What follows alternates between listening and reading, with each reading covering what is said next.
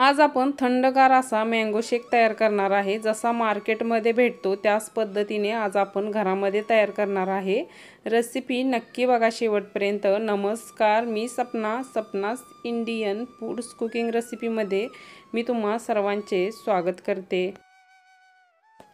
Mango शेक बनवण्यासाठी इथे एक आपण आंबा घेतलेला आहे। आंबा स्वच्छ आपण पहिल्यांदा धुवून घेतलेला आहे। नंतर आता आपण कट करून घेत आहे।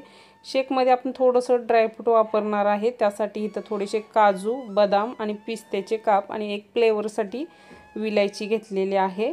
इथे पूर्णपणे आता आपण आंब्याचा गर काढून घेणार आहे चाकूने। गर काढल्यानंतर मग आपण तो मिक्सरच्या भांड्यामध्ये घालून घेतलेला आहे।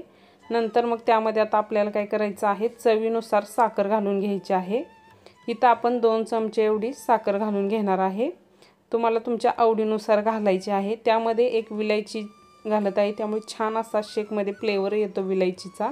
आता हे मिक्सरला आपण फिरवून घेतलेलं आहे। नंतर मग त्यामध्ये आपल्याला थंडगार दूध घालायचं आहे। दूध मात्र आपल्याला थंडगारच घालायचं आहे शेक तयार करण्यासाठी। नंतर मग त्यामध्ये आता आपण थोडीशी साई घालून घ्यायची, त्यामुळे शेक छान असा दाटसर मिळून येतो। त्यामुळे इथं आपण थोडीशी साई घालून घेतलेली आहे।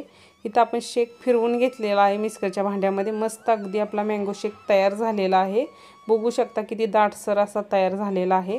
त्यावरती थोडंसं ड्रायफ्रूट घालायचं, त्यावरती थोडेसे काजू, त्यामुळे छान दिसायला पण।